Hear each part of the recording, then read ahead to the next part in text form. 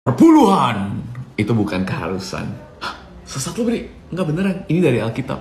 Oh, gue tahu maksud tuh. Perpuluhan itu bukan keharusan, karena sebenarnya ketaatan gitu kan? Bukan. Ketaatan adalah pada saat kita melakukan apa yang Tuhan minta. Tapi hari ini Tuhan tidak meminta kita melakukan perpuluhan. Yang benar loh. Karena begitu banyak teman-teman yang minta gue untuk memberikan penjelasan yang lebih dalam, lebih panjang. Dan karena gue melihat banyak banget teman-teman yang hari ini merasakan tekanan, merasa bersalah karena tidak memberikan perpuluhan. Karena banyak orang-orang, mungkin pendeta yang ngomong ke teman-teman dan bilang harus. Izinkan gue untuk menjelaskannya. Dan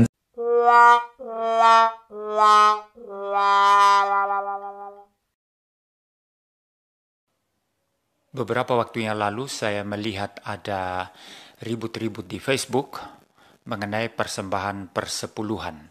Ada yang pro, ada yang kontra. Ada yang mengatakan itu masih berlaku, ada yang mengatakan itu tidak berlaku lagi.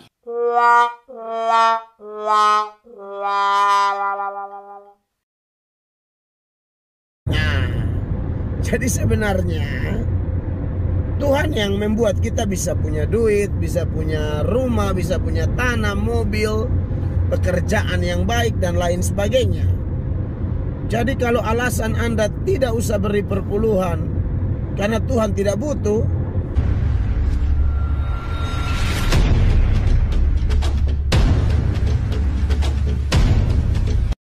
Assalamualaikum warahmatullahi wabarakatuh. Dengan Rahasia Alif Channel kembali, sahabat Iwan Villa. Hari ini hari yang ke-13 ya kalau tidak salah, kita memasuki bulan Ramadan. Alhamdulillah kita masih selalu diberikan kesehatan, dan bagi Anda yang sakit saya doakan segera disembuhkan oleh Allah Subhanahu wa taala.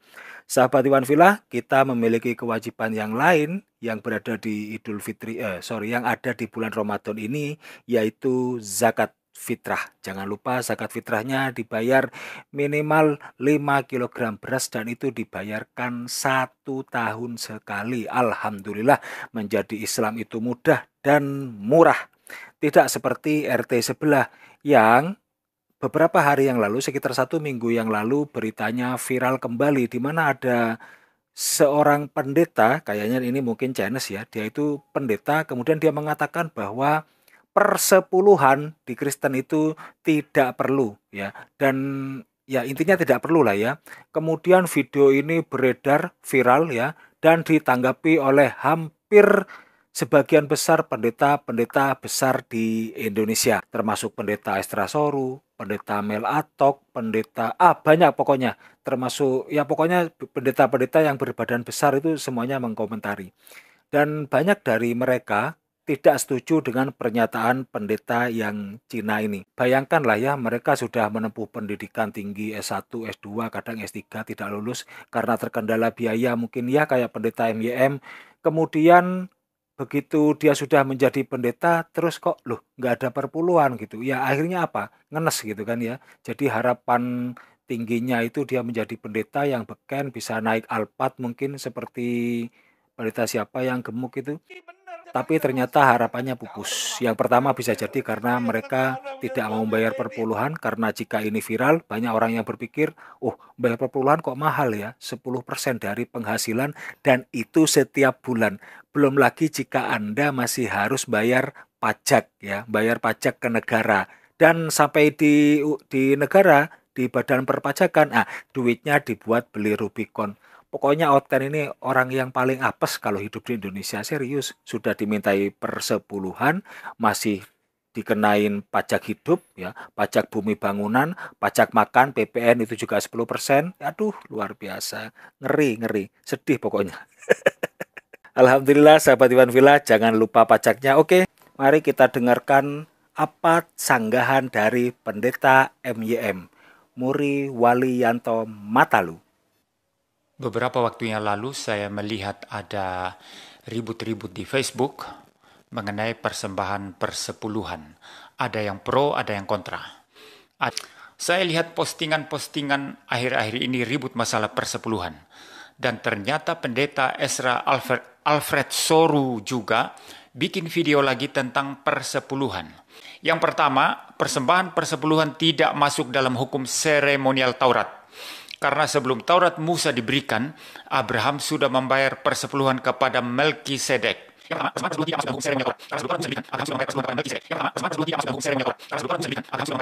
Maka, terutama setelah saya pulang studi dari Belanda, saya memutuskan untuk setia membayar persepuluhan untuk setiap pemasukan atau penghasilan yang jelas dan tetap setiap bulan. Ya, jadi pemaparannya dari pendeta MIM itu sebetulnya panjang sekali ya sahabat. Kalau tidak salah itu dia 7 menit. Dia ngomong soal perpuluhan yang dulunya begini, sekarang begitu, dulunya begitu, sekarang begini. Pokoknya istilahnya panjang. Begitu terakhir-terakhir setelah pulang dari Belanda katanya, setelah dia menempuh pendidikan yang kemarin bertemu si Paul Zong itu, akhirnya dia merasa wajib membayar perpuluhan. Artinya itu adalah sindiran buat jemaatnya bahwa perpuluhan itu menjadi wajib. Ya, itu seperti yang saya bilang tadi. Kenapa perpuluhan itu wajib? Karena pendetanya juga perlu untuk ke Belanda sekolah begitu.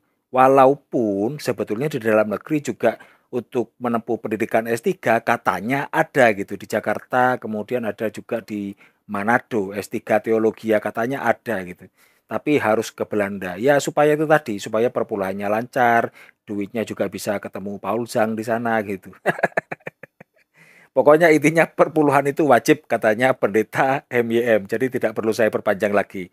Nah, yang berikutnya adalah pendeta Mel Atok ya. Pendeta Mel Atok ini juga sering plesir ya, kalau se-Indonesia dia sering dapat panggilan untuk khotbah lah ya katanya begitu.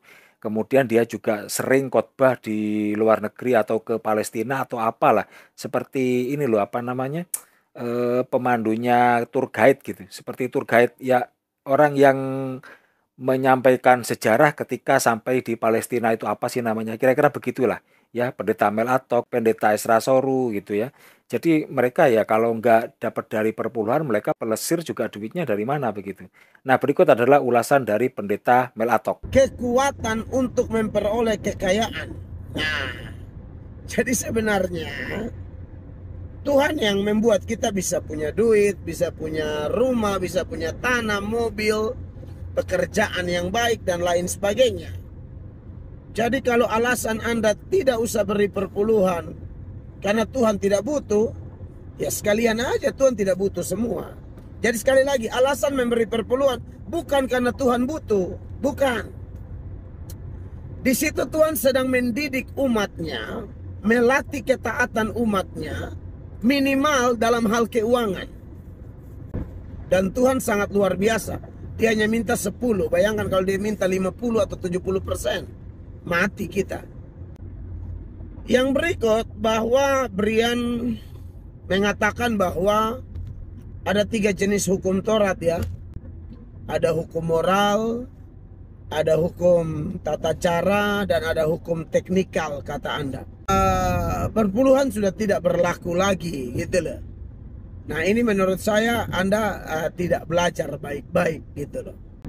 Kalau di perjanjian baru andai kata tidak ada penekanan tentang perpuluhan, itu bukan berarti perpuluhannya tidak boleh. Ya, itu sikap diam dari Alkitab tidak menuturkan bahwa itu dilarang. Nah, intinya juga pendeta Mel Atok ini memprotes apa yang disampaikan oleh pendeta Brian tadi yang seperti Chinese tadi. Jadi karena di perjanjian baru itu tidak ada ayat yang melarang tentang perpuluhan. Yesus tidak pernah mengatakan pelarangan perpuluhan, Paulus juga tidak pernah mengatakan pelarangan perpuluhan. Dan perpuluhan itu diakui bahwa memang ada di perjanjian lama, tetapi tidak pernah ada kata pembatalan di perjanjian baru. Nah, inilah standar jandanya pendeta-pendeta Kristen di Indonesia. Kalau babi, ya itu di perjanjian lama dilarang, di perjanjian baru juga tidak ada yang menghalalkan, tapi kemudian mereka mencari dalil sampai dalil itu dicocok-cocokkan gitu supaya masuk gitu, bahwa apa yang masuk ke dalam tubuh tidak menajiskanmu. Itu kan nggak ada hubungannya dengan si babi ini tadi ya. Pendeta standar ganda itu ya begini nih modelnya gitu.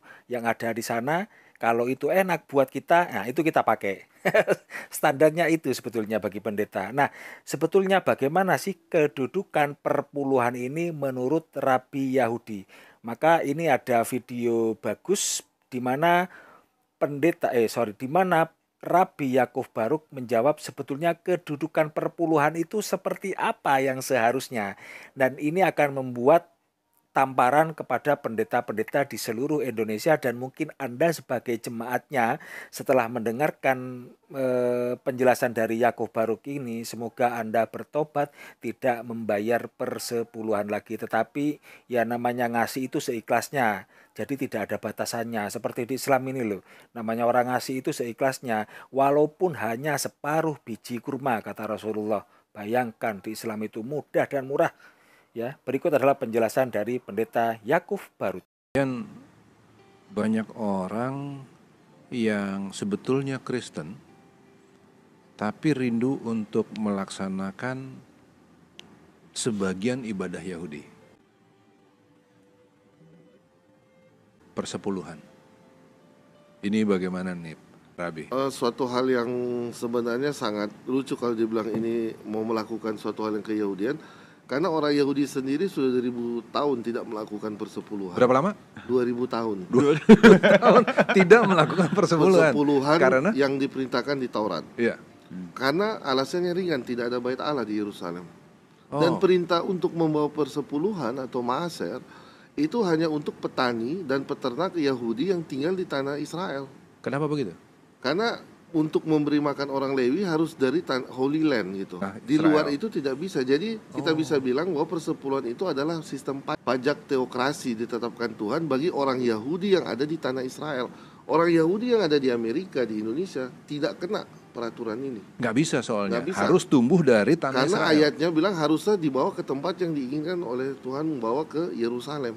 Nggak bisa kita melakukan ritual-ritual itu di luar Yerusalem. Orang Yahudi di Israel pun yang tidak punya ladang, tidak punya ternak, tidak diwajibkan untuk memberikan persepuluhan.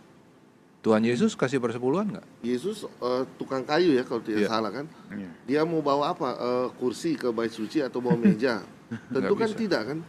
Petrus orang nelayan, ikan bukan objek persepuluhan, hanya ada hasil ladang itu hanya ada 7 yang bisa dibawa itu seperti jelai, selasi dan lain-lain itu. Jintan itu dikembangkan oleh orang Farisi. Sebenarnya yang lebih dari itu yang harus dibawa itu oat, misalnya hasil buah-buahan, kurma buah seperti persimmon atau delima, something like that. Dan juga hasil ternak itu seperti kambing, sapi itu dibawa untuk dikonsumsi sendiri oleh yang punya. Itu persepuluhan yang menyangkut objek ternak itu ma'asyer Sheni, maaser kedua. Itu dibawa untuk dimakan, dikonsumsi di Yerusalem. Satu keluarga itu. Yang menyerahkan itu yang memakan. Iya, yang menyerahkan dia serahkan, dia makan sendiri. Jadi bukan dikasih untuk Lewi atau untuk aktivis. Dia makan di situ. Dia yang makan sendiri. Dan dengan catatan ini yang suka dipakai oleh orang-orang yang terlalu jauh fanatik dalam hal persepuluhan. Mereka selalu meyakini bahwa persepuluhan itu bisa diuangkan. Padahal tidak pernah ada perintah dalam Torah itu memberi persepuluhan dalam bentuk uang. Kalau you tinggal jauh dari Yerusalem, misalnya di Galilea atau di Haifa, lalu tidak mungkin you bawa 3 ekor lembu, bawa-bawa terus itu ke Yerusalem sangat jauh, you bisa jual. Lalu sampai di Yerusalem, uangnya itu tebus lagi beli. Dipakai untuk membeli lagi 3 lembu, ternak, itu yang dibawa. Kemudian dipakai buat apa itu? Dimakan oleh si pemberi itu sendiri. Karena itu ma'asyer Sheni. Yang Rishon udah ada yang buat Lewi. Yang setiap tahun. Rishon kan itu tiap per 3 tahun, kedua, keempat, keenam. Dan itu siklusnya semita, tiap per 7 tahun siklusnya. Lalu ma'asyer ketiga, persepuluhan ketiga itu persepuluhan orang miskin, ma'asyer ani. Hanya tahun ke-3 dan ke-6, 1, 3, 6, tahun ganjil. Bukan tiap bulan? Tahun ganjil. Dan siklusnya dalam 7 tahun semita, tahun ke-7 tidak boleh ada persepuluhan. Tidak boleh disentuh ladang, tidak boleh ternak disentuh, itu tahun Syabat. Persepuluhan dalam konsep Yahudi itu bukanlah suatu pemusatan kekayaan. Kekayaan buat siapa? Orang Lewi. Orang Bukan. Lewi tidak butuh uang, mereka hanya butuh makan. Mereka bekerja di bait suci. Mereka tidak butuh untuk menumpuk kekayaan di dalam bait suci karena mereka kan imam. Nah, perlu diketahui Lewi dan Kohen ini berbeda. Imam. Ya. Lewi itu bukan imam. Ya. Pekerja. Ya. Pemusik yang bersih-bersih. Jadi orang Israel bawa perpuluhan itu 1/10 ke orang Lewi. Nanti orang Lewi bawa lagi persepuluhan itu ke imam, ke Kohen. Jadi imam itu menerima 0,1% dari orang Israel. Wow. Bukan 10%. Itu pun ada jeda-jedanya di mana tidak ada persepuluhan. Iya, kalau kita tidak ada ya tidak. Ya, sehingga tidak ada pemusatan Jadi, kekayaan. beda betul-betul. antara Lewi dan imam. Lewi itu kalau saya cuma ambil contoh aja ya. Lewi itu supaya kita pahami gampang, di gereja misalnya WL, cleaning service itu Lewi, itu tugas-tugas Lewi di bait Allah. Imam, gembala itu yang Kohanim. Jadi kalau misalnya buat contoh-contoh aja ya, misalnya benar-benar mau diterapkan seperti di bait Allah, jemaat harus kasih ke WL sama ke cleaning service. Nanti mereka yang kasih 1/10 lagi kepada gembalanya, kepada imam kalau mau. Kalau mau itu konteks yang ada di Torah seperti itu. Kalau mau dilaksanakan, laksanakan dengan prinsip itu. But that's just a sample ya. Karena orang non Yahudi tidak sama sekali dikenakan perintah untuk memberi itu. Nah, jelaslah sudah kedudukan persepuluhan ini bagi kaum Yahudi dan bagi umat Oten. Umat Otenlah yang kegeeran ingin mengambil keuntungan dari ayat-ayatnya orang Yahudi. Di Yahudi itu hanya diwajibkan perpuluhan dan diberikan kepada kaum Lewi. Kaum Lewi ini katanya Pendeta Yakub Baruti tadi itu adalah orang yang mereka itu bekerja di bait suci di Bethlehem, seperti tukang sapunya, mungkin tukang bersih-bersih jendelanya, tukang rumputnya. Itu orang Lewi yang harus menerima perpuluhan itu bukan pendetanya. Justru kalau pendetanya atau rabinya atau imamnya itu hanya mendapatkan bagian 0,1%. Bayangkan, sangat minim sekali. Kalau di Indonesia enggak, jangankan 10%. Kemarin ada pendeta wanita itu mintanya malah 20%, minta dinaikin. Ya karena dia suka pakai barang branded gitu, bajunya branded, tasnya branded. Akhirnya perpuluhannya merasa kurang, minta 20%. Coba, keren-keren banget coba kalau di Oten ini. Jadi begitulah sahabat Iwan Villa, semoga ini dapat dijangkau oleh Oten-Oten yang lain supaya mereka sadar bahwa hanya zakatlah yang bagus dan baik untuk kita terapkan di dalam kehidupan sosial kita. Wabillahi taufik wal hidayah. Assalamualaikum warahmatullahi wabarakatuh. Banyak banget teman-teman yang hari ini merasakan tekanan, merasa bersalah karena tidak memberikan perpuluhan karena banyak orang-orang, mungkin pendeta yang ngomong ke teman-teman dan bilang harus. Izinkan gue untuk menjelaskan. Si jomblo kerja cari duit siang dan malam. Habis itu di PHP-in.